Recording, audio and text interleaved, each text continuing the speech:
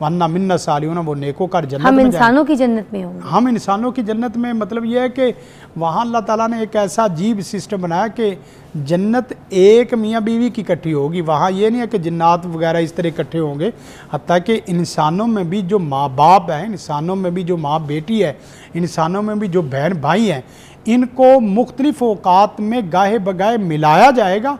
जन्नत में इकट्ठे सिर्फ मियाँ बीवी होंगे। इसलिए जिसने बीवी को इख्तियार करना ना, यहाँ ही होश हवास से पूरा इख्तियार कर ले, वगरना ये है कि दुनिया में तो है ही है, आखिरत में भी इसी ने आपके साथ जाना है। यार एक ब्रेक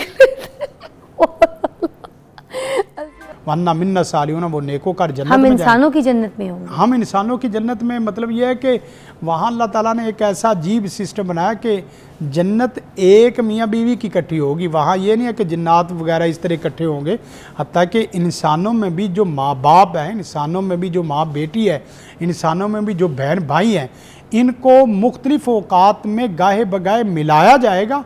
जन्नत में इकट्ठे सिर्फ मियाँ बीवी होंगे। इसलिए जिसने बीवी को इख्तियार करना ना, यहाँ ही होश हवास से पूरा इख्तियार कर ले, वगरना ये है कि दुनिया में तो है ही है, आखिरत में भी इसी ने आपके साथ जाना है। यार एक ब्रेक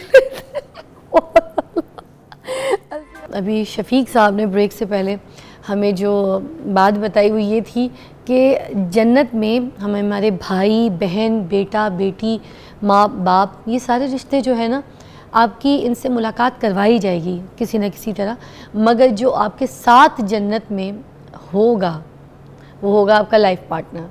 तो चाहे बेगमात हैं उनके लिए हस्बैंड, और हस्बैंड जो है उनके लिए बेगमात। तो अपना सही वाला राइट पार्टनर जो है इस रहती दुनिया में चूज़ कर लीजिए, क्योंकि वही आपको जन्नत में ऐस तोहफ़ा दिया जाएगा। ये बात उन्होंने की है। मैं चाहूँगी हफीज़ साहब आप भी इसमें अपनी राय जो है वो कुछ बयान कीजिए। बिस्मिल्लाहिर्रहमानिर्रहीम, अल्लाहुम्मा सल्ली अला मुहम्मद व अला आलि मुहम्मद कमा सल्लैता अला इब्राहीम व अला आलि इब्राहीम इन्नका हमीदुम मजीद। जी बिल्कुल ये बात दुरुस्त है कि जन्नत में मियाँ बीवी जो है, नेक जो बीवी होगी उसको नेक शौहर मिलेगा और नेक शौहर को उसकी ये बीवी मिलेगी। मगर एक बात ये भी ज़हन में रखें कि बल्कि चंद दिन पहले सूडान के एक अखबार में ये ख़बर छपी और बड़ी पूरी दुनिया में आम हुई कि एक ख़तीब साहब ने यही वाक़या खुतबा जुमा में बयान किया कि एक नेक जन्नती को एक से ज़्यादा हूरें मिलेंगी, और जब वो अपने घर जन्नत में जाएगा तो पहले ख़ैमे में दाखिल होगा तो उसको जो उसकी हूर मिलेगी तो वो उसके करीब जाएगा तो उसको कहेगी कि आप अगले ख़ैमे में जाएं, मुझसे ज़्यादा बेहतर हूर आपका इंतज़ार कर रही है। तो वो जब अगले ख़ैमे में जाएगा तो अगली हूर कहेगी कि आप इससे अगले ख़ैमे में जाएं, मुझसे बेहतर हूर आपके इंतज़ार में है। जब वो आखिर में जाएगा तो उसको उसकी वही बीवी ही मिलेगी जो दुनिया में उसके साथ थी। तो अब ये खुतबा दे रहे थे कि दौरान खुतबा जो है एक मुक्तदी खड़ा हो गया। ये सूडान का वाक़या है। उसने कहा कि ख़तीब साहब ये जो आप बात कर रहे हैं हवाले के साथ करें। मैं हवाले से बात कर रहा हूँ। उन्होंने कहा कि हम इनसे कुछ देर जान छुड़वाने के लिए तो खुतबा जुमा में आते हैं और फिर जन्नत में भी हमें यही मिलेंगी। आप ज़रा दोबारा मुताला करके आकर अगले जुमे हमें बताएं। तो यकीनन असल बात यह है कि हम दुनियावी ज़िंदगी को देखते हैं कि शायद इसी तरह की ज़िंदगी आगे होगी, ऐसा नहीं है। यकीनन वहाँ बूढ़ी बीवी जवान हो जाएगी, अल्लाह उसको हुस्न जमाल और उसको सही सलामत कर देगा। खामद के अंदर भी वो जो चीज़ें सख्ती सुस्ती चीज़ें वैसी जन्नत की ख़त्म हो जानी। यहाँ ना ये बीमारियाँ, ना ये मसाइल, ना ये ज़ुकाम, ना ये नज़ला, ना ये कैंसर, ना ये शुगर होगी। तो ये जो हूरें अल्लाह ताला ने इस जन्नती को देनी है उसकी बीवी उन हूरों से भी ज़्यादा खूबसूरत हो जानी है। असल बात यह है। और वो वहाँ भी इनकी सरदार होगी। जैसे अल्लाह ने उसको दुनिया में अपने शौहर के घर का जो है इंटीरियर का सरदार बना के रखा है ना, बच्चों पर, मुलाजमों पर, इसी तरह वो वहाँ हूरों की भी सरदार होगी। और एक बात ये, दूसरी बात यह है कि आपने चूँकि जिन्नों की तारीख़ के बारे में पूछा तो आप साहब ने बड़ा माशाल्लाह खूबसूरत अंदाज से एलेबोरेट किया। देखिए बहुत पुरानी ये मखलूक है। जब अल्लाह ताला इंसान को पैदा करने लगा तो फरिश्तों ने अल्लाह को कहा कि या अल्लाह इनको ना इंसान को पैदा कर। इससे पहले चूँकि जिन्नात पैदा किए जा चुके थे और जिन्नात ने जो हरकतें की थी, फसादात दुनिया में बर्पा किए थे, खून बहाया था, इसकी बुनियाद पर जो है वो फरिश्ते अल्लाह ताला को ये कहते हैं कि या अल्लाह इनको पैदा ना कर। अल्लाह ने फरमाया कि इन्नी आलम मा ला तालमून, जो मैं जानता हूँ वो तुम नहीं जानते। मुझे पता है कि इंसानियत की पैदाइश की क्या हिकमत है। अच्छा, अब इंसान तमाम फरिश्तों और जिन्नात को अल्लाह ने आदम अलैहिस्सलाम को सजदा करने का हुक्म दिया। ये सजदा ताज़ीमी था। सब ने फसाजदू, कुरान में आता सब ने सजदा किया इल्ला इबलीस अबा वस्तकबरा, उस अकेले ने इनकार कर दिया कि मैं नहीं करूंगा। क्यों भी नहीं करेगा? अब वो जो अपनी इज्जत और वकार और वो जो अपनी डिग्निटी समझता था पहले, उसकी जो ठुक बनी हुई थी, उसको नज़र आ रहा था कि जब इंसान आएगा और इंसान अल्लाह की ताबेदारी करेगा, इंसान अल्लाह के लिए कुर्बानियाँ देगा, इंसान अल्लाह की तस्बीहात करेगा और इसकी इज्जत वकार बनेगी, तो मेरी मार्केट डाउन हो जाएगी। उसने कहा कि या अल्लाह इनको पैदा ना कर, ये फसाद करेंगे। अल्लाह ने उनको रोक दिया। अब यहाँ पर इबलीस ने जो है अपनी फजीलत बयान की। वो क्या है कि खलक़तहू मिन नारिन व खलक़तहू मिन तीन, तूने मुझे आग से पैदा किया। आग की सरिश्त में है कि वो नीचे से ऊपर को जाती है। इंसान को मिट्टी से पैदा किया है और मिट्टी ऊपर से नीचे को आती है, लिहाजा मेरी इज़्ज़त, फजीलत, शान, अजमत, मर्तबा ज़्यादा है, इसलिए आप जो है मैं इसको सजदा नहीं करूँगा। इससे पता चला कि इंसान से बहुत पहले की मखलूक है और आदम अलैहिस्सलाम को सजदा ना करके अल्लाह ताला ने वहाँ उसको मरदूद करके वहाँ से जन्नत से निकाल दिया।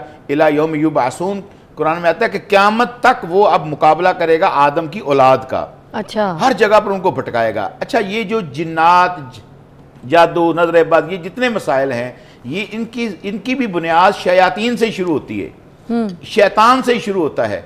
और सबसे ज़्यादा सख्त जो जादू है वो मियाँ बीवी के दरमियान जुदाई के लिए किया जाता है। वैसे बुनियादी तौर पर जो है वो जादू की दो किस्में हैं। एक किस्म यह है कि इंसान के अपना इम्यून सिस्टम जब वीक हो जाता है तो वो उसके ऊपर जिन्नात वगैरह जो है असरात कर जाते हैं। एक यह है कि कोई किसी को जो है वो अमल कर करके उसके पीछे लगा देता है। ये ज़रा मुश्किल होता है क्योंकि इसको परसू पीछे से किया जा रहा होता है, मगर इलाज दोनों का शरीयत में मौजूद है। और जिन्नात का इनकार करना, मैं समझता हूँ कि वो कुरान मजीद में 60 मुकामात हैं जहाँ जिन्नात का जिक्र आया है। अब कुरान मजीद के किसी एक हुक्म का, एक हर्फ का इनकार करना इंसान दायरा इस्लाम से खारिज हो जाता है कि कुरान के 60 मुकामात का इनकार किया। हफीज साहब इस पे आते हैं, पहले एक कॉल ले लेते हैं। आयशा है, अस्सलाम वालेकुम। हेलो हेलो आयशा, मुझे आपकी आवाज़ नहीं आ रही, बहुत डिस्टॉर्शन है। टीवी की आवाज़ बंद करके आप हमारी आवाज़ को सुनिएगा, कॉल ड्रॉप हो गई है। अच्छा, मैं यही पूछना चाहूँगी, आगे इसी पे चलते हैं कि जिन्नात का इनकार करते हैं लोग। कुछ लोग तो मानते हैं, कुछ लोग कहते हैं ठीक है, मगर कुछ लोग नहीं मानते। ये जो सूरह जिन नाजिल हुई थी, इसका क्या बैकग्राउंड है, ये क्यों नाजिल हुई थी? देखिए, इसमें चूँकि जिन्नात का जिक्र मौजूद है और हदीस में आता है कि नबी सल्लल्लाहु अलैहि वसल्लम फ़जर की नमाज़ पढ़ा रहे थे। एक रवायत में ये आता है, एक में ये आता है कि आप तिलावत फरमा रहे थे, तो जिन्नों का वहाँ से एक वफ़द गुजर रहा था। और कुरान मजीद में आता है कि जिन्न और उसका कबीला तुम्हें देखता है सुला तराउन, हम तुम उनको नहीं देख सकते। अगर इस वक्त भी हमारी महफिल में वो मौजूद हैं तो हम नहीं उनको देख सकते, वो हमें देख रहे हैं। ये अल्लाह ने उनको ये सलाहियत दी है, मगर ये नहीं है कि वो इंसान के ऊपर गालिब है, इंसान के ऊपर हाकिम है, वो जो है वो ऐसा नहीं है बिल्कुल। जब हमारा ईमान कमज़ोर हो गया है तो हमने उनको अपने ऊपर मुसल्लत कर लिया है। तवहम परस्ती की वजह से, सुपरस्टिशियस होने की वजह से, अकायद की तबाही और बर्बादी की वजह से हमने उनको अपने ऊपर हावी कर लिया और हम जिन्नात की पनाह मांगते थे। जब लोग इंसान की पनाह मांगने लगे तो वो समझ गए ये तो कमज़ोर हैं, और जब इंसान कमज़ोर होता है तो फिर दूसरी ताकत डू मोर करती है, वो और आगे बढ़ती है, वो और मुतालबे करती है। यही हमारे साथ हो रहा है। नहीं, उसी किस्से पे आते हैं फिर। उन्होंने जी वो जिन्नात चूँकि वहाँ से गुजर रहे थे और नबी अलैहिस्सलातु वस्सलाम जो है वो आप तिलावत कुरान मजीद की फरमा रहे थे। अब तिलावत की वजह से वो रुक गए। कुरान की यह तासीर है और यह असर है कि जिन्नात का वो पूरा डेलीगेशन जो गुजर रहा था वो रुक गया और रुक के कुरान मजीद सुनता रहा और उन पर यह असर हुआ। इन्ना समेना कुरान आजबा यहदी इला रुश्द फआमन्ना बिही वलन नुश्रिक बिरब्बिना अहदा।